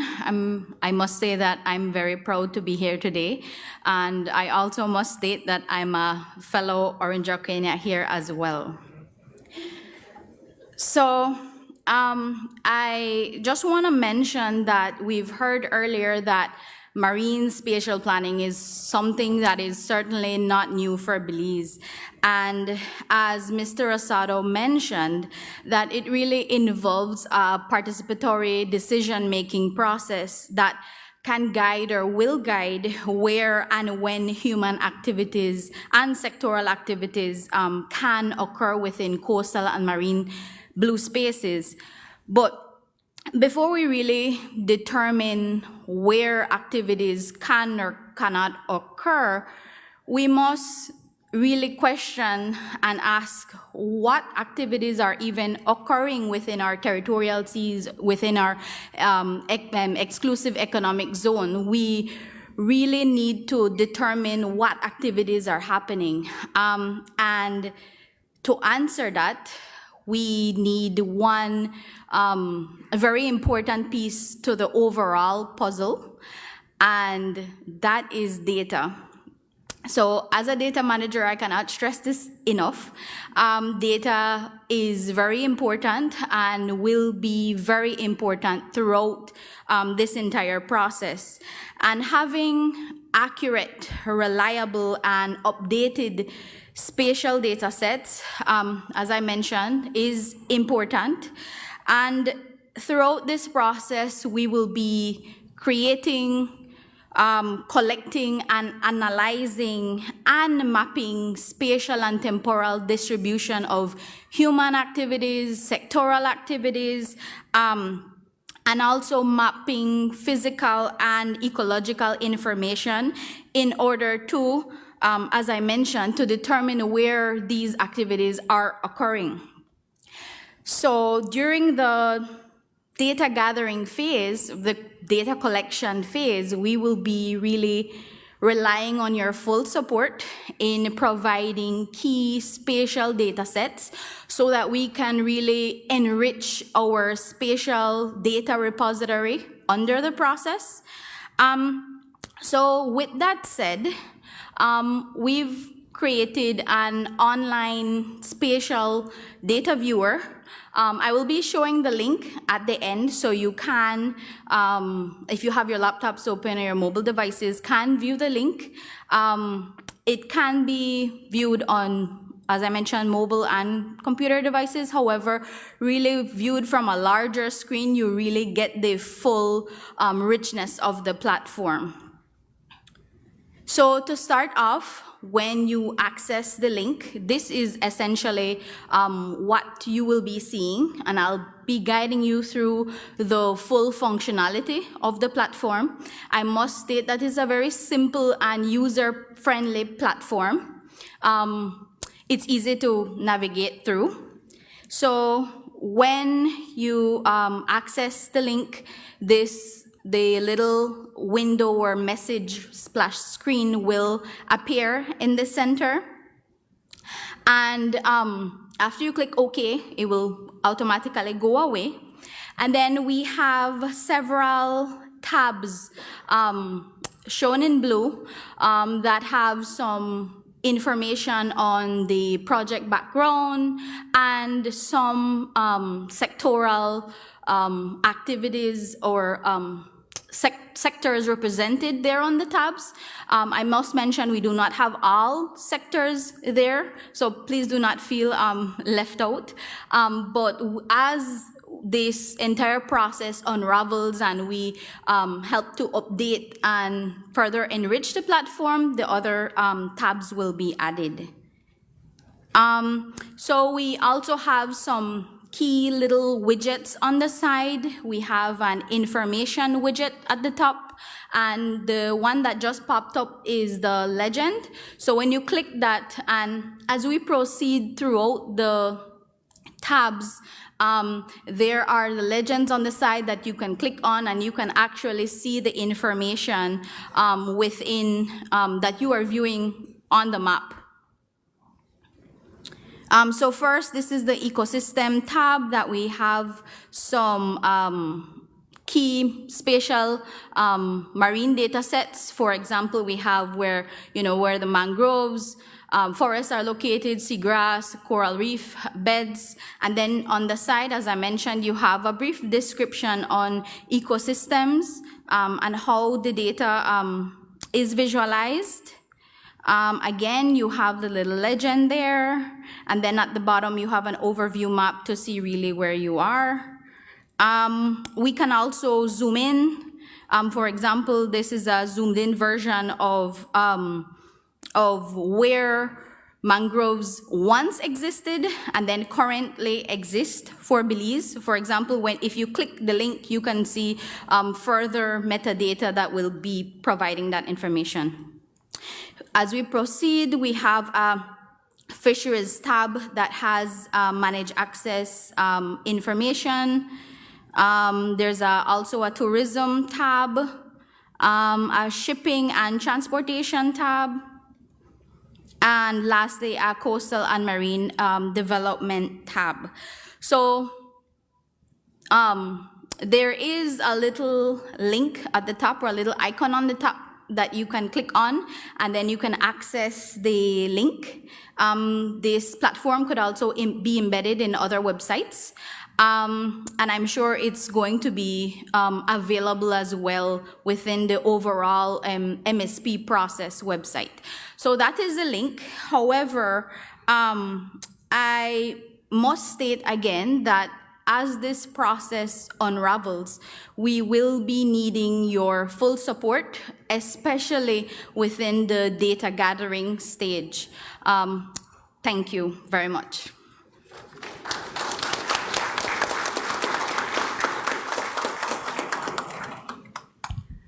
And thank you very much too. I have a great fascination for data, so I'm looking forward to exploring this site. Okay, so we're moving on to our next presenter. Remember, we have two presenters before the next question section. Our next presenter is Nidia Chekon. She's our fourth presenter, and she's a stakeholder engagement specialist for the Nature Conservancy Society. She will be presenting on the role of stakeholders and opportunities for participation in the marine spatial planning process.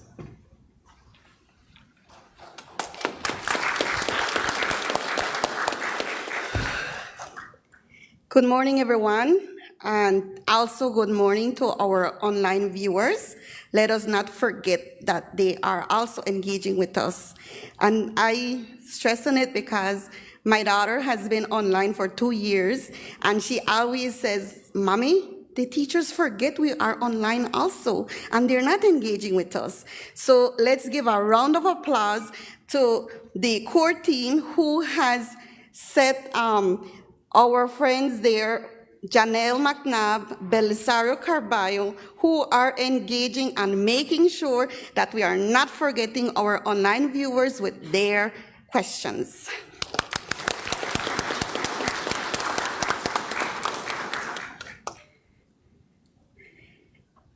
So why did I stress about engagement? Well, because we are at the part where, as we have been hearing all morning, the MSP process, which is now known as the Belize Sustainable Ocean Plan, I need to also remember that, Samir, is participatory, inclusive, transparent, and equitable. Therefore, this stakeholder engagement plan is very important for us to become aware of how we plan to engage everybody and all users as possible over the next 4 years as we embark on this process.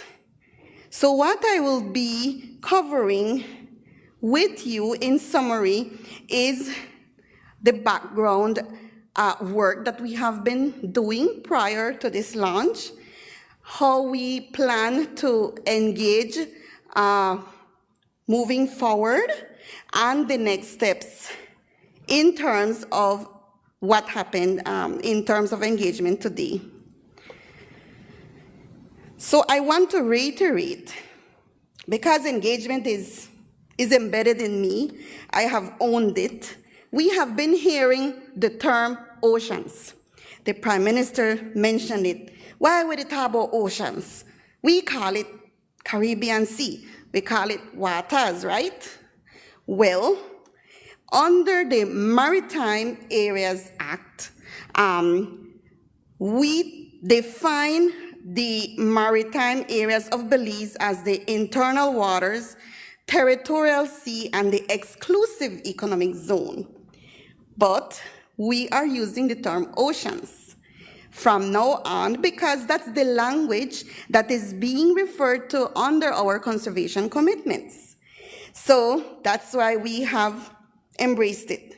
So the scope of the MSP is to cover all of our oceans.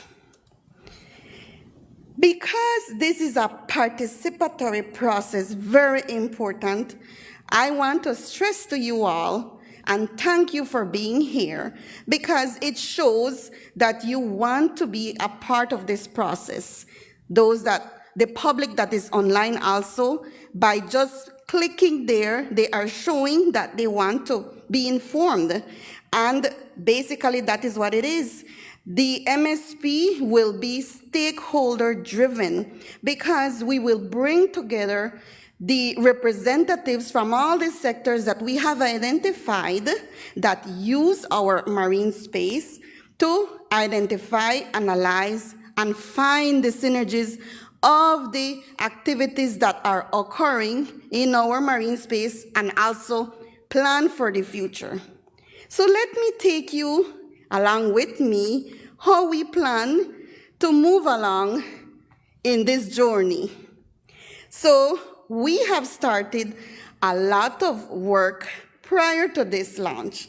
The MSP core team did a detailed stakeholder mapping in which we were able to identify 16 sectors. And here we have the list of who we have. Sorry, too much clicking. Okay, there we go. So what we have done through this stakeholder mapping, we identified all of our users, and based on relative information sharing, based on interests, activities that they are each doing or conducting, we decided that it's best to group these organizations.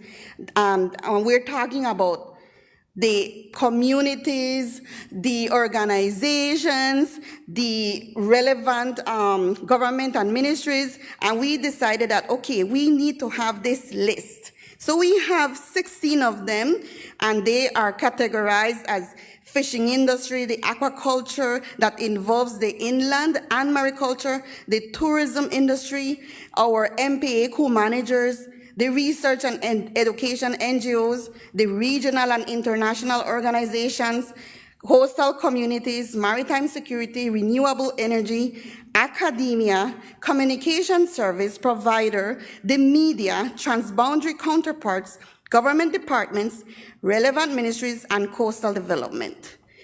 It is not set here that these are all, but as the process continues, we're going to continue to feed into this list if we identify more users. Now, let's go into the happy part of my job, which entails to go and engage. So after we did our stakeholder mapping, we identify our messaging, the strategies of how we plan to engage. We identified 35 organizations under phase 1 that we believe was very important to engage because they formed part of the steering committee and also will form part of the technical working group. Therefore, we have a sample of some of the sectors here. It doesn't mean that we only engage with 3. We actually engage from August until last week with 22 different organizations of the 35. So we are still going to continue engaging, and it will be ramped up right after the launch to be able to have further outreach. So when we went to engage with these sectors, as a matter of fact, we were really welcome. We really felt that there was fostered collaboration, and the MSP engagement team was really felt that MSP was something new to them, but it was embraced. So these are the outcomes that we found out during the engagement, that they are willing to share the data that they have. There is MSP buy-in. There is participation was being fostered, and we cite because the more you understand on what you're going to embark, not only because it's a national conservation goal, but because you embrace it, you become part of the, when you're invited to be part of a steering committee, and your participation alone says a lot. We also found out that people have concerns And we also took a note of it. And the end result of this, as soon as we finish our phase 1 engagement, we're going to produce a report in which it will be shared through the website that is currently being developed, that is specially dedicated for the MSP, and it will be embedded, if I'm not mistaken, through the Coastal Zone website. So as we all know, today, the naming of the process was revealed, Belize Sustainable Ocean Plan, and in which you were invited to do the voting. And you should feel proud that you participated by just one click. You were part of this process, and you can say, well, maybe my name never win, but at least I was part of the process. So thank you very much for being a part of it.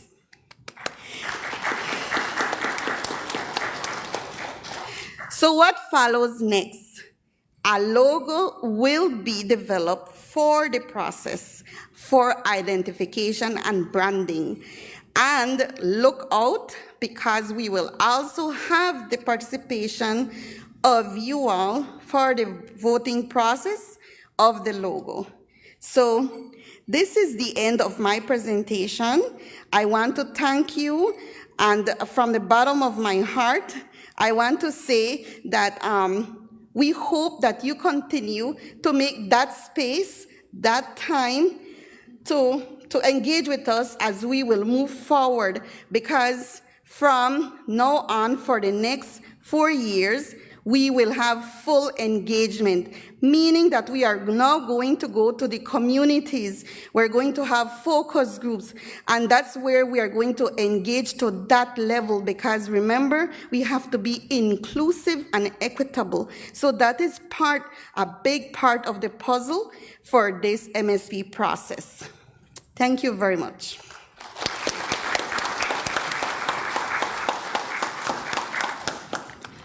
And thank you very much as well. We have time for questions. If anyone in the audience has any questions, if you could put your hand up, and whether we have any questions from online as well. Do we have any questions for these last two panelists?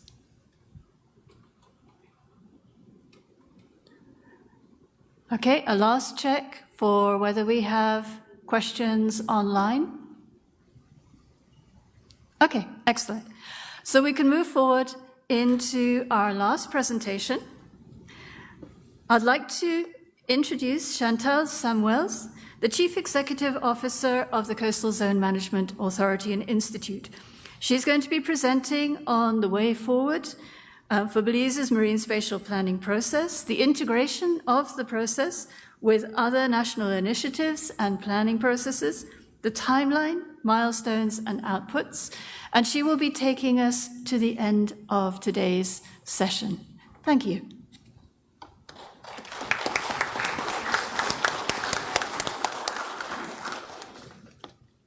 Thank you, Zoe, and good morning, everyone.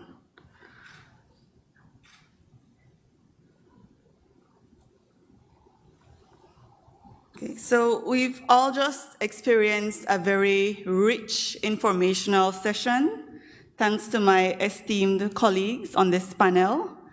And after taking in all that information that covered much ground related to the marine spatial planning process, the question that's probably on all of your minds is, what's next in the process for the Belize Sustainable Ocean Plan?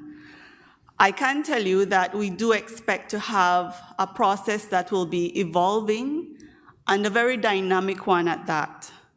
So I'd like to take this opportunity afforded to me this morning to present a high-level overview of the way forward for the Belize Sustainable Ocean Plan, focusing on 3 key areas: process management, stakeholder engagement, and of course, the development, approval, implementation, and enforcement of the Marine Spatial Plan. As presented by my colleague, Ms. Vasquez, earlier this morning, This slide summarizes the key milestones and time-bound deliverables related to the marine spatial planning commitments under the Blue Loan Agreement. So, folks, this is just a reminder that during the next 4 years, all of our work, all of our effort will be focused towards meeting the targets for biodiversity protection and conservation as outlined in the agreement, as well as the completion and endorsement of the Marine Spatial Plan. Thereafter, from 2026 and beyond, our work will be focused on ensuring that our plan is implemented and enforced. So moving towards process management, Mr. Rosado had shared the vision statement, the goals and the objectives that have been drafted through a process led by the MSP core team and supported by the MSP steering committee. And so an immediate next step will be for us to finalize the goal, the vision, the goals and objectives, seeking the necessary final inputs and approval for the approval by the executive committee that was set up under the Office of the Prime Minister and responsible for oversight to ensure that all the commitments under the Blue Loan Agreement are delivered successfully. As Mrs. Chacon mentioned, there will be a process to develop a logo now that we have the name for the plan. So that logo will complement the new name for the Belize MSP. And really the purpose will be to enhance the visibility and branding for the MSP process. We do already have a high-level work plan in place, and so our next step will be to elaborate and further detail that work plan so that we can set our annual targets and identify our budgetary and other resources that will be needed. And it would be remiss of me not to mention that another priority action for the CZMAI will be to further strengthen our capacity to deliver this MSP. And in doing so, in the long term, Belize will be enhancing its national capacity in the area of marine spatial planning.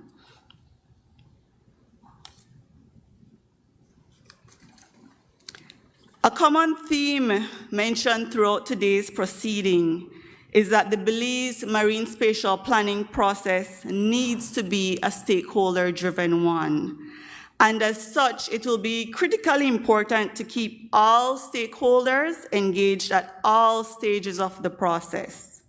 So key priorities for us will be to ensure that that governance framework shared by Mr. Rosado earlier today will be a functional one that works for the process.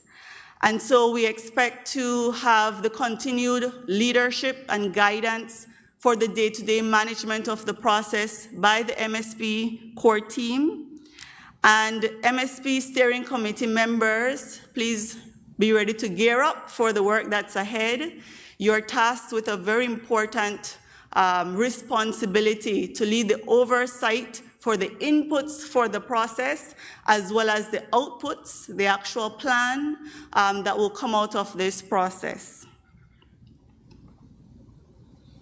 Secondly, as was referenced earlier today, there will be a series of technical working groups that will be established. And I just want to really emphasize that in the spirit of true partnership with the private sector and the NGO community, these technical working groups will be led not by government agencies, but our colleagues or partners, industry practitioners, and technical experts that come from the NGO community and the private sector.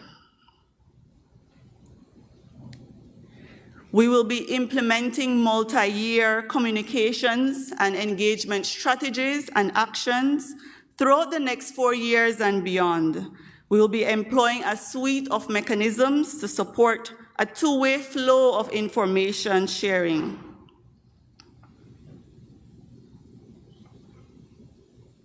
And in terms of the actual development of the Marine Spatial Plan, a high level of effort, resources, and time will be dedicated to analyzing existing conditions and to look at future scenarios, ensuring that we integrate and align the process with key national policies, strategies, and plans, several of which were mentioned during the official ceremony that preceded this informational session. Furthermore, the next steps for developing the MSP will see us identifying and selecting the most appropriate spatial planning tools for Belize's decision context, as well as the development of our approaches and methodologies to zoning the ocean space, taking into account global best practices and principles for MSP development. And I really want to emphasize that the tool selected, the zoning framework approved, will inform the identification of biodiversity zones that will require high and medium level protection, as was referenced earlier today. And finally, and the most exciting part for me, will be to design and map the zones, taking into account an assessment of benefit flows, trade-offs of future scenarios, and very important, to incorporate the needs, the preferences, and the priorities of all stakeholders who have a vested interest in the use of our ocean space.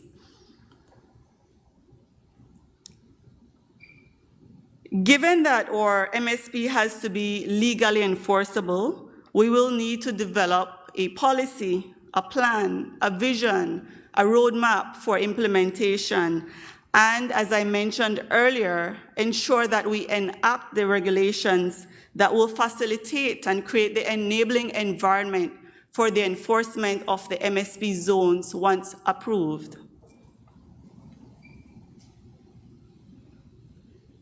So how do we plan to keep you engaged? So building on my colleague's presentation from the Nature Conservancy, as the designated lead agency for the MSP process, we will be keeping you engaged every step of the way. We will be updating our website. We will engage you through our social media platforms. There will be a variety of opportunities for us to meet in person and online and keep the conversation and dialogue going. We don't expect it will be a smooth process. We will agree, we will disagree, but we all need for you to come to the table, for us to be honest with each other and to be heard, because at the end of the day, this plan should benefit all Belizeans. And so on that note, I would like to say thank you, and on behalf of the government of Belize, and in particular the Office of the Prime Minister, the Ministry of Blue Economy and Civil Aviation, the Nature Conservancy, the Coastal Zone Management Authority and Institute, and I want to big up my staff who are here. Great job, team.